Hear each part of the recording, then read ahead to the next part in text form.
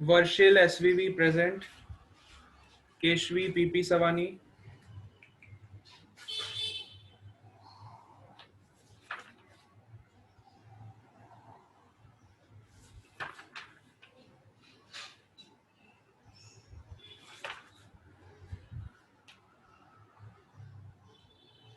निराली Chaudhary present, Bhoomika Goyal, Khushi Patel,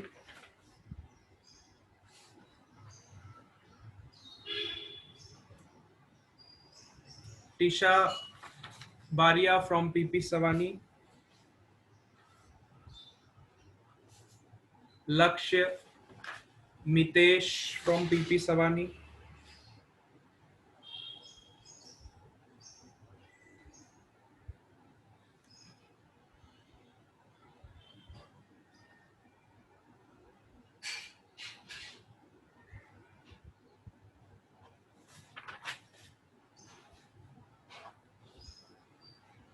Tanushree Joshi PP Savani,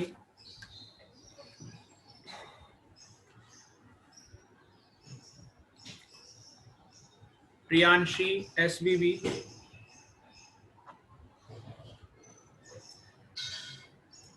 Dhruv PP Savani,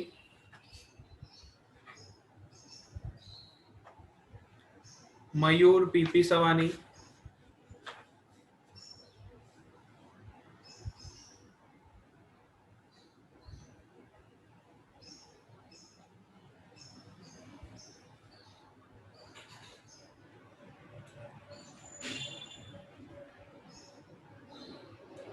Priyanka Patil PP Savani, Kush from SVV, Aditya Singh SVV, Anirudh Bairad PP Savani, Steffi Gamit PP Savani,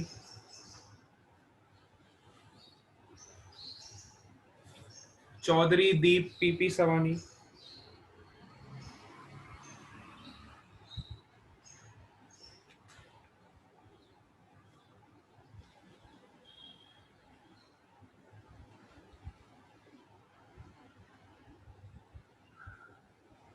Kripal Gamit PP सवानी,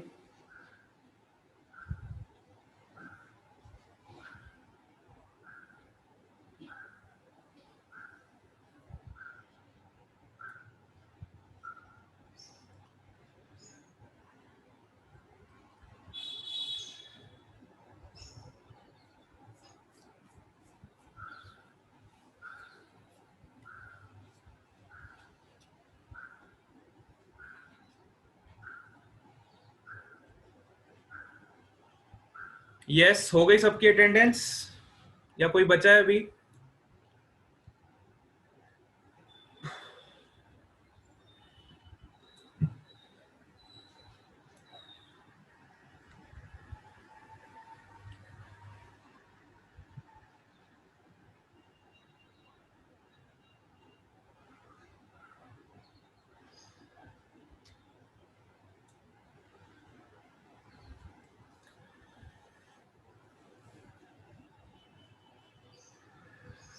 चलो हम class start करते हैं।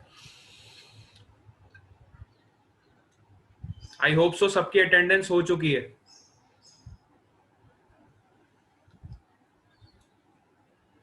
वर्षिल, केशवी, निराली, भूमिका, खुशी Patel, Tisha, Mitesh, Lakshya, Tanushree, Priyanshi, Dhruv, Mayur, Mitesh,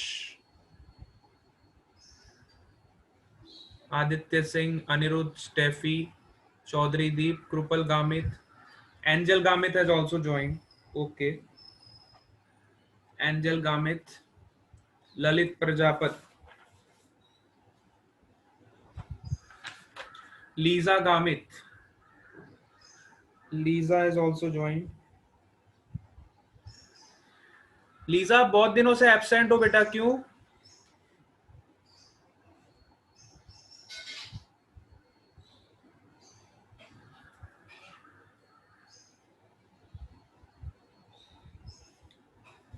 Lisa, why are you not attending the class from so many days?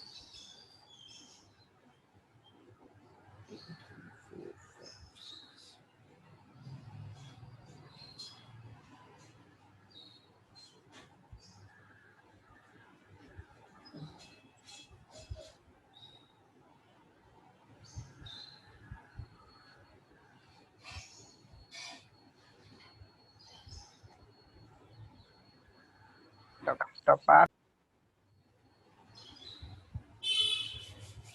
Okay, network issue.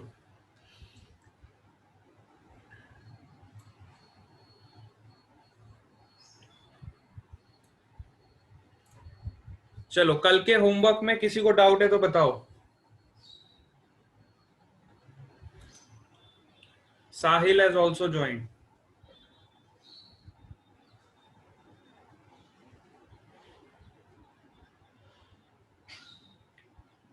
Yes, कल के homework में किसी को डाउट है तो बताओ.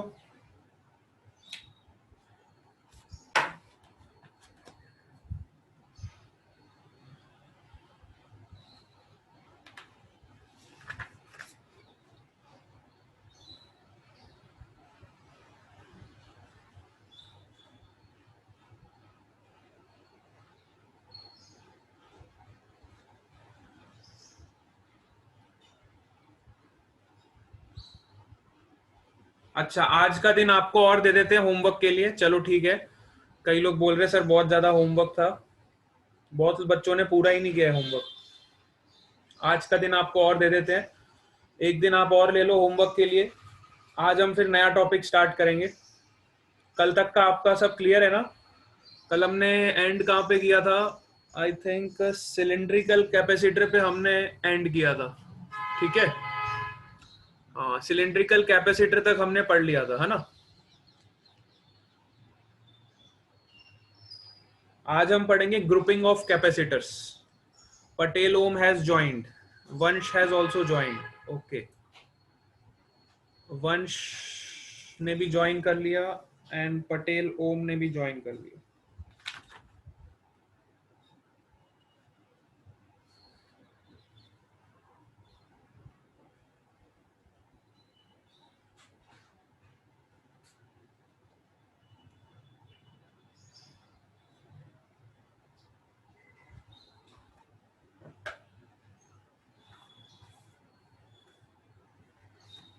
हाँ, हमने पैरेलल प्लेट कैपेसिटर पढ़ा था, फिर हमने स्फेरिकल भी पढ़ा था, और फिर हमने सिलिंड्रिकल भी पढ़ा था.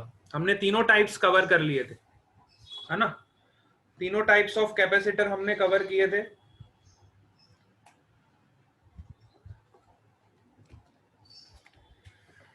ये तीनों टाइप्स सबको क्लियर होने चाहिए. अब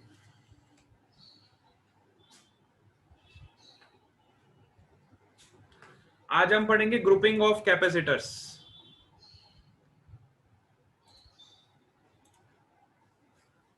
today we will study grouping of capacitors.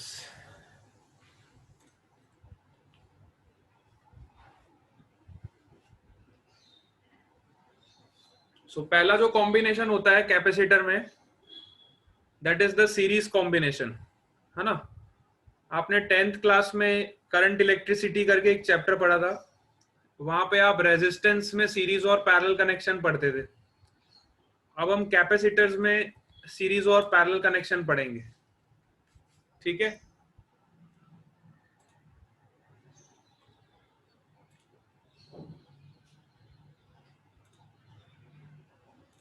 सो सबसे पहले हमने क्या किया,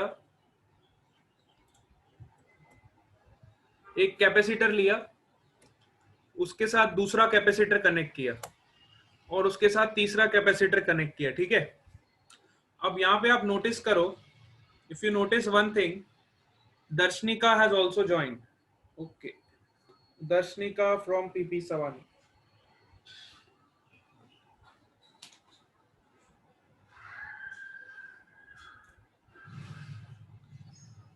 इन सीरीज कॉम्बिनेशन, अगर आप बहुत ध्यान से देखो तो सीरीज कॉम्बिनेशन में क्या होता है, पॉइंट टू पॉइंट कनेक्शन होता है ना? पॉइंट टू पॉइंट कनेक्शन होता है. एक ही सीरीज में जब कनेक्टेड होते हैं कैपेसिटर्स, तो one capacitor is connected with another capacitor, and we can also say that there is a point to point connection. Let's say this point is A and this point is B. जब भी आपका point to point connection होता है या फिर and to and connection होता है, तो ऐसे कनेक्शन को हम बोलते हैं सीरीज कॉम्बिनेशन. ठीक है, ऐसे कॉम्बिनेशन को हम क्या बोलते हैं? Series combination. सो हमने यहाँ पे बैटरी लगा दी जिसका पोटेंशियल V है. तो देखो यहाँ पे चार्ज सारे डिस्ट्रीब्यूट हो जाएंगे. पॉजिटिव चार्ज इधर डिस्ट्रीब्यूट हो जाएगा और नेगेटिव चार्ज इधर डिस्ट्रीब्यूट. ठीक है, सो इस कॉम्बिनेशन को हम बोलते हैं सीरीज कॉम्बिनेशन ऑफ कैपेसिटर्स. अब सीरीज कॉम्बिनेशन में क्या कांस्टेंट रहता है आप बताओ? Which parameter is constant in series combination? जब आप इलेक्ट्रिकल सर्किट पढ़ते थे तब आप रेजिस्टेंस को कनेक्ट करते थे, है ना? तो रेजिस्टेंस में क्या कांस्टेंट रहता था?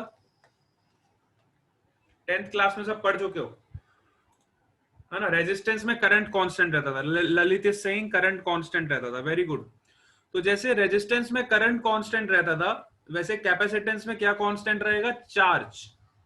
ठीक है, यहाँ पे क्या कांस्टेंट रहेगा आपका? Charge. In series combination of the capacitors charge will remain constant. Sir capacitors कौन से मटेरियल से बनता है? बेटा कैपेसिटर मैंने आपको कल प्रिंसिपल पढ़ाया था. So capacitor is basically the combination of two metallic plates. ठीक है, ये दो मेटल की प्लेट्स है. ये जो कैपेसिटर यहाँ पे हमने शो किया है वो दो मेटेलिक प्लेट से भी बनता है, दो मेटेलिक स्फीयर से भी बना सकते हो, हॉलो स्फीयर से, और दो मेटेलिक हॉलो सिलेंडर से भी बना सकते हो. ठीक है, कंडक्टर्स होते हैं ये जो मटेरियल होता है कंडक्टिंग मटेरियल होता है. हाँ, मटेरियल जो होता है कंडक्टिंग मटेरियल होता है. और इसके बीच में जो स्पेस होता है जनरली एयर होता है. अगर कोई भी आपको मीडियम नहीं दिया हुआ तो हम एज्यूम करके चलते हैं इसके बीच का जो स्पेस है वो एयर है या फिर वैक्यूम है. लेकिन अगर कोई मीडियम दिया होता है तो हम उसका भी कंसिडरेशन करते हैं. कल हमने देखा था जब हमने डिफरेंट डिफरेंट मीडियम्स में जब हम डालेंगे तो कैपेसिटेंस आपका इंक्रीज हो जाता था. कल वाले पॉइंट में मैंने आपको बताया था जब आप कैपेसिटेंस में कोई मीडियम को इंट्रोड्यूस करते हो, है ना, कैपेसिटेंस के बीच में यहाँ पे कोई आप मीडियम डालते हो तो उसकी कैपेसिटेंस जो होती है वो k टाइम्स इंक्रीज हो जाती है. कल की क्लास में हमने पढ़ा था कैपेसिटेंस क्या हो जाता था? k times of c, original capacitance, where k is your dielectric constant. k क्या होता था? डाइलेक्ट्रिक स्ट्रेंथ बोलते थे आप इसको. ठीक है, इसी को हम रिलेटिव परमिटिविटी से भी डिनोट करते हैं. डाइलेक्ट्रिक स्ट्रेंथ का दूसरा नाम होता है रिलेटिव परमिटिविटी. सो जब भी आप मीडियम को इंट्रोड्यूस करते हो कैपेसिटेंस के बीच में तो उसकी कैपेसिटेंस हमेशा इंक्रीज हो जाती. कल हमने इसको प्रूव भी किया था. जब भी आप मीडियम को इंट्रोड्यूस करते हो कैपेसिटर के अंदर तो उसकी कैपेसिटेंस इंक्रीज हो जाती है. ठीक है, आज हम बेसिकली कॉम्बिनेशन की बात करेंगे. सो कॉम्बिनेशन में हम देखेंगे तीनों कैपेसिटर्स को जब हम कंबाइन करेंगे तो कैसा हमें दिखाई देगा. ठीक है, तीनों कैपेसिटर्स को जब हम कंबाइन करेंगे तो हमें चार्ज इज कांस्टेंट. ये बात आप ध्यान रखो, charge is same is each capacitor. यहाँ पे अगर Q चार्ज फ्लो कर रहा है, दिस इज द कंसेप्ट, तो यहाँ भी आपका Q चार्ज होगा, सेकेंड कैपेसिटर पे भी Q चार्ज होगा और थर्ड कैपेसिटर पे भी Q चार्ज होगा. ठीक है, charge is same in each capacitor. तीनों कैपेसिटर्स पे आपका चार्ज बिल्कुल सेम होगा and potential is distributed in the inverse proportion to capacitance. अब इसका क्या मतलब है? अब हमें एक चीज पता है कि capacitance is defined as amount of charge required to increase the potential difference by 1 volt. ठीक है, सो जब चार्ज आपका कांस्टेंट हो गया Q is equal to C into V मैं लिख सकता हूं. When your charge is constant, you can say that when your charge is constant, you can say that CV is constant CV is equal to constant, which clearly shows that C is inversely proportional to V. C is inversely proportional to V. इसका मतलब ये हुआ कि अगर आपका potential है ना, potential is distributed in the inverse proportion to capacitance, मतलब जिसका कैपेसिटेंस ज्यादा होगा, सपोज करो C1 is greater than C2, so its potential will be less, V1 will be less than V2. Suppose C2 is greater than C3, then you can say that V2 will be less than V3. There will be inverse relation between the capacitance and the potential because charge is constant. In series combination, charge is constant, hence we can say that the potential is distributed in the inverse proportion to the capacitance.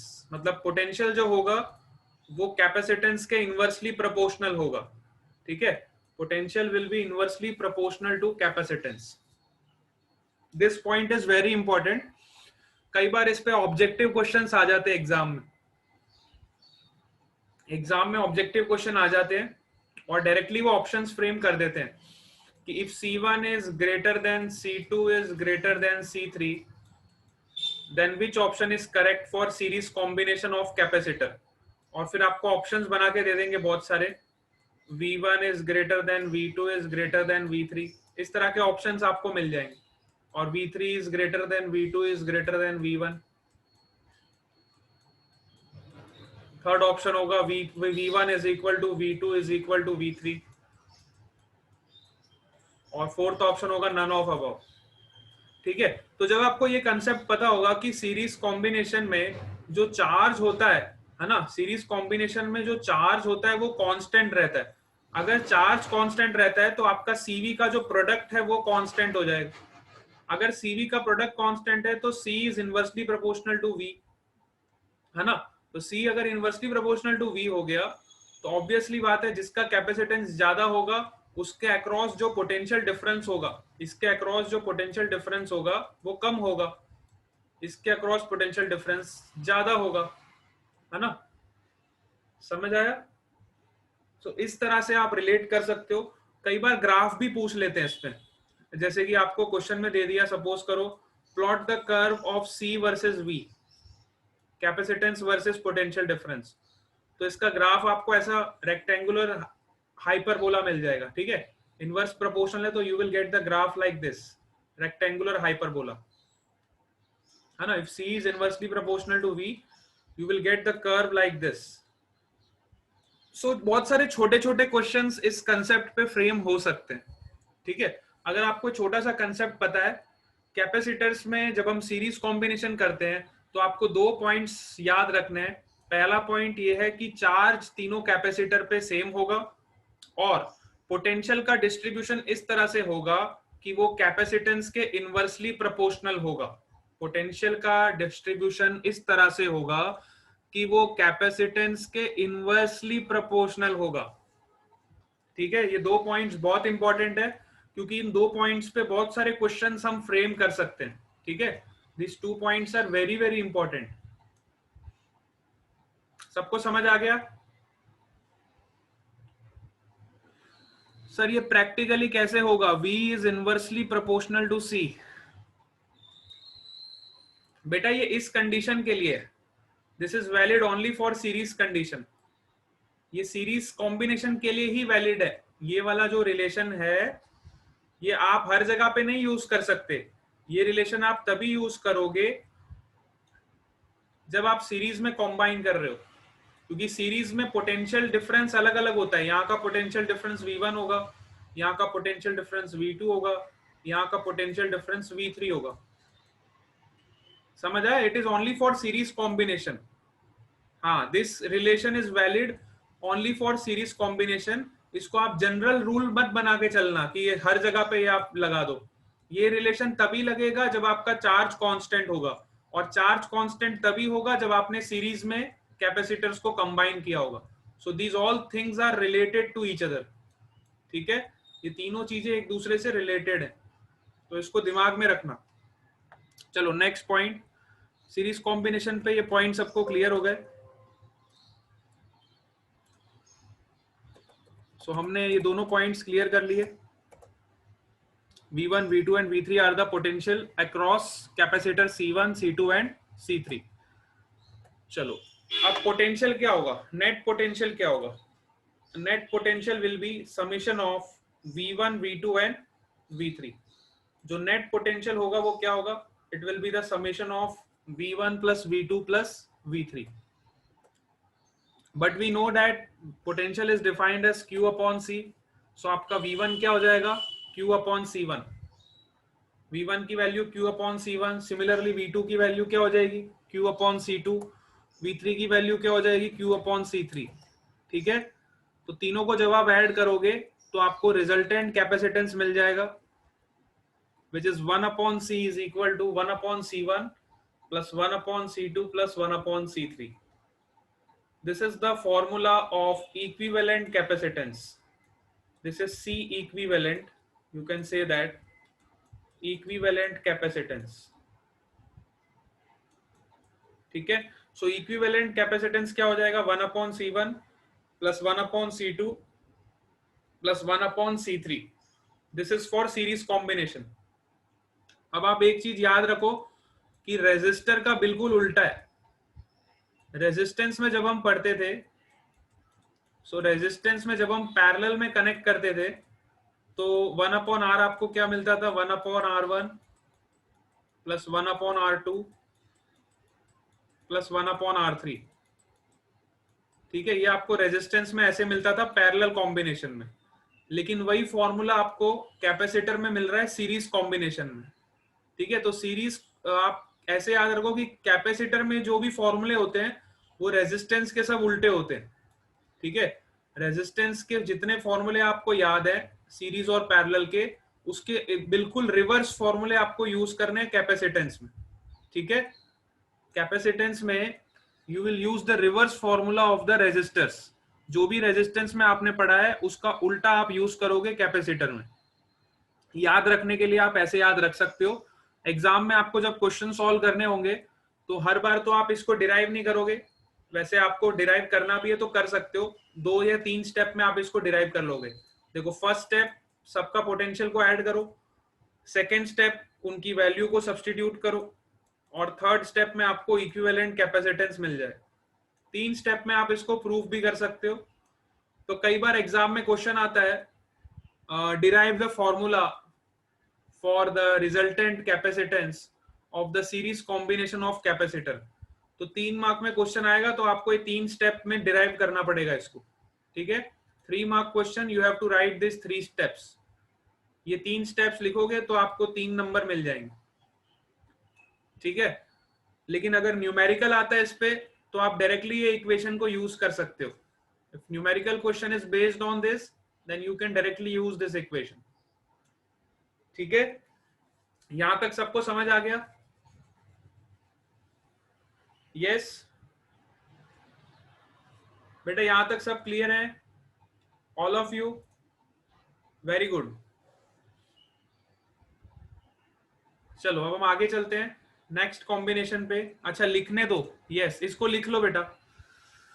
All of you take the screenshot और write this whatever you want to do।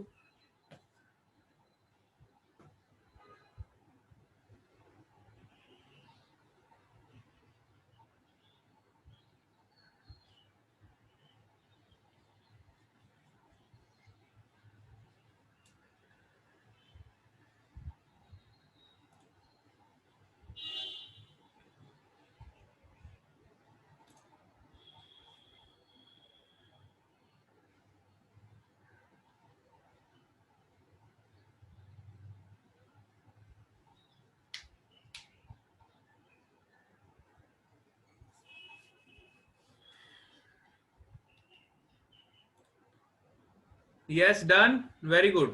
चलो अब हम आगे चलते हैं। All of you have written? Okay बेटा,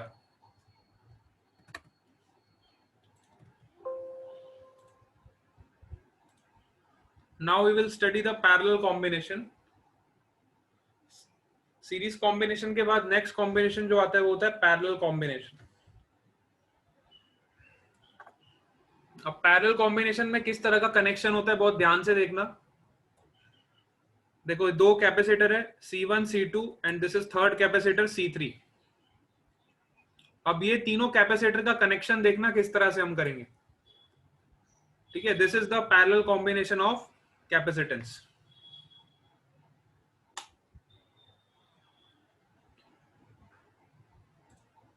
ठीक है, अभी आपने एक चीज नोटिस करी होगी कि सीरीज कॉम्बिनेशन में एक ही पाथ होता था, है ना। इन सीरीज कॉम्बिनेशन जब हम सीरीज में कनेक्ट करते थे कैपेसिटर्स को, तो सीरीज कॉम्बिनेशन में there is only one path, है ना। जितने भी कैपेसिटर आप कनेक्ट करते थे सीरीज में, तो पूरे सर्किट में जब आप चलोगे तो आपको एक ही पाथ दिखाई देगा।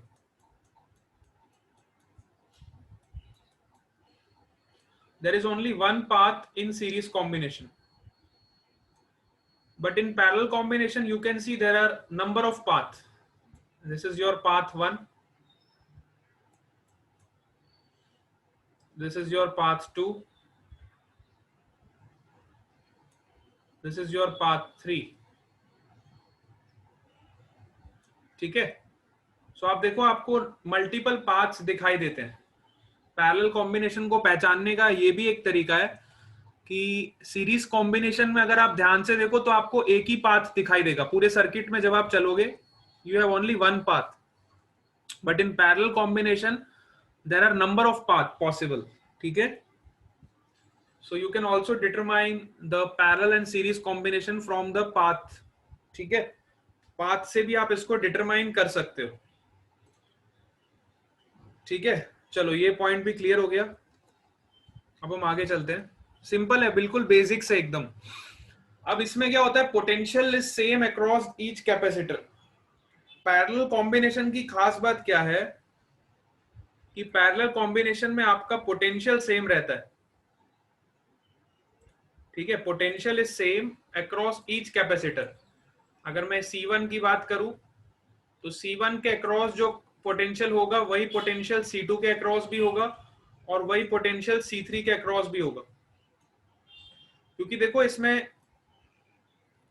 देखो ये पॉजिटिव चार्ज, ये नेगेटिव चार्ज, यहाँ पे पोटेंशियल डिफरेंस सपोज करो यहाँ पे पोटेंशियल V है, यहाँ पे पोटेंशियल 0 है, तो देखो यहाँ पे भी पोटेंशियल V ही रहेगा, यहाँ पे पोटेंशियल 0 ही रहेगा, यहाँ पे भी पोटेंशियल V ही रहेगा, यहाँ पे पोटेंशियल 0 ही रहेगा, यहाँ पे पोटेंशियल V रहेगा, यहाँ पे पोटेंशियल 0 रहेगा।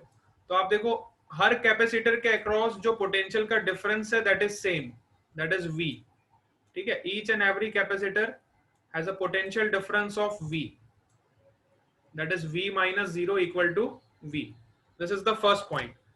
Second point is that the charge is distributed in direct proportion to capacitance।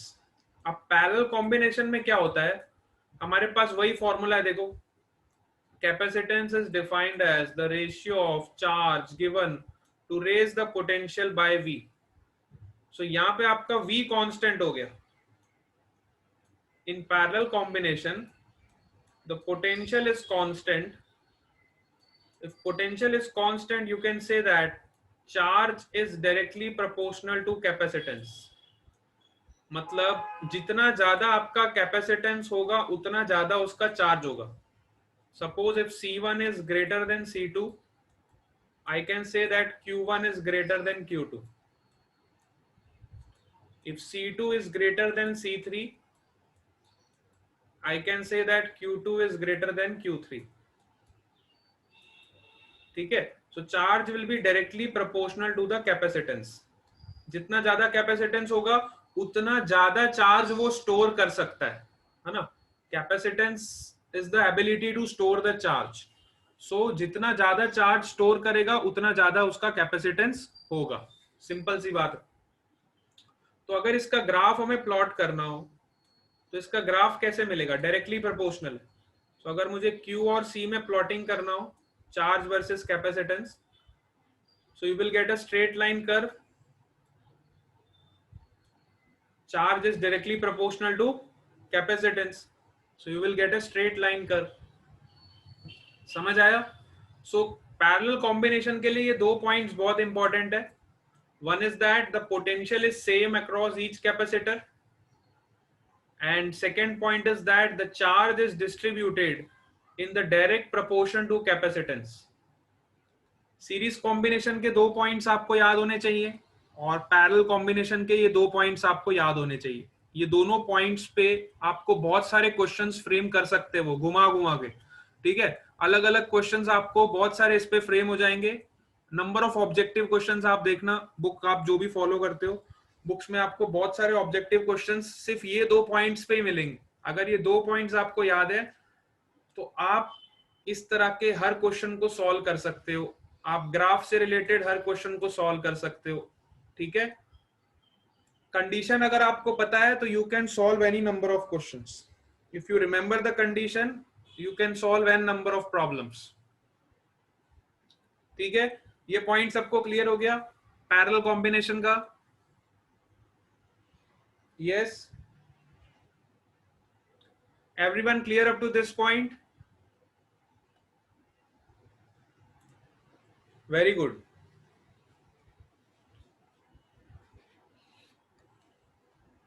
Okay, चलो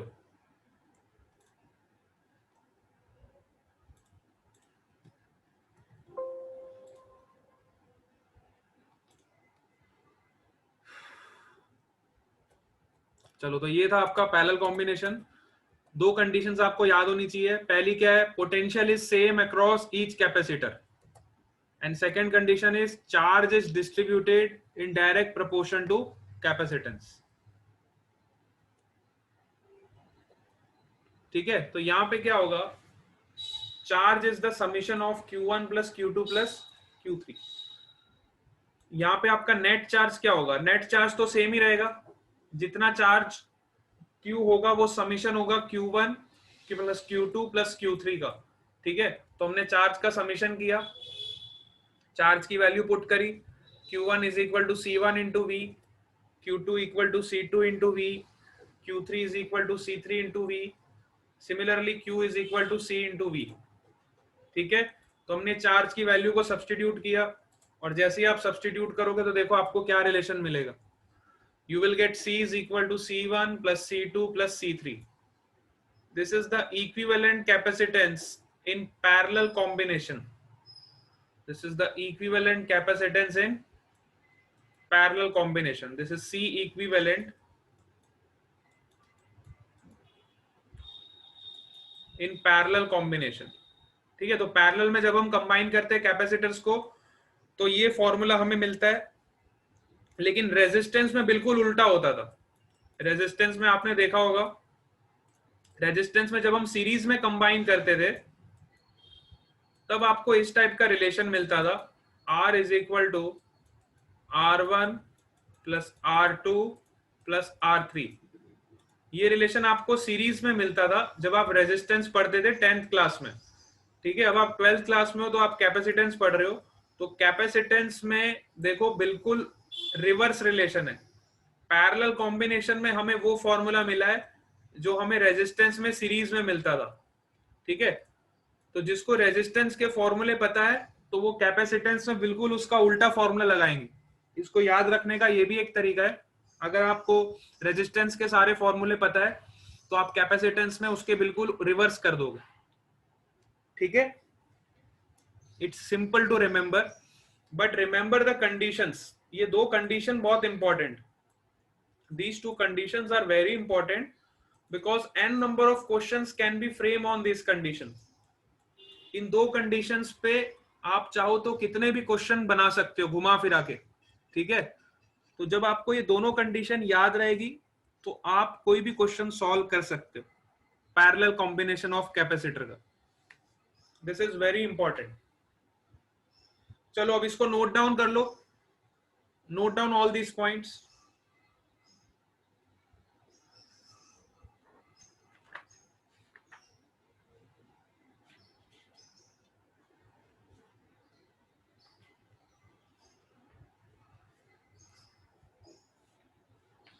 All of you have done?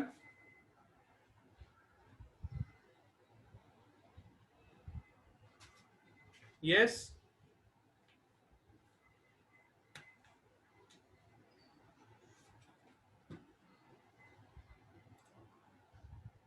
Very good. अच्छा, जिनका नहीं हुआ फटाफट इसको नोट डाउन कर लो या तो स्क्रीनशॉट ले लो, whatever you want to do.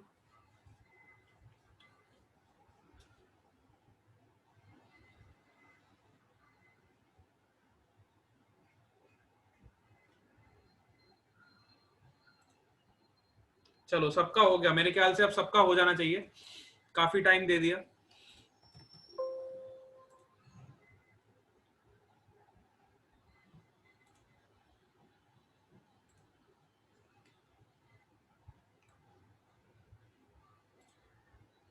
चलो next concept is energy stored in a capacitor. तो अब कैपेसिटर में कितनी एनर्जी स्टोर है ये कैसे फाइंड करेंगे हम। Next point is energy stored in a capacitor. So let us consider the parallel plate capacitor. One plate is having the positive charge which is uniformly distributed and another plate is having negatively charged which is uniformly distributed. ठीक है, हमने दो plates consider करी, एक पे positive charge distributed है और दूसरी वाली प्लेट पे नेगेटिव चार्ज डिस्ट्रीब्यूटेड है। Now we have to find out the energy stored in the capacitor. आप सभी जानते हो कि कैपेसिटर का बेसिक काम क्या होता है, एनर्जी को स्टोर करके रखना। तो अब एनर्जी को स्टोर करके रखना अगर इसका फंक्शन है तो कैपेसिटर कितनी एनर्जी स्टोर करता है, that also you want to know. If the basic function of capacitor is to store the energy, then how much energy capacitor is storing? If we want to calculate what is the amount of energy that a capacitor can store, then that we are going to study in this part. ठीक है, capacitor कितनी energy store करता है अगर हमें वो जानना है तो हमें इसको पढ़ना पड़ेगा कि एनर्जी कितनी स्टोर करी कैपेसिटर में। ठीक है, चलो अब ये पॉइंट हम कंटिन्यू करेंगे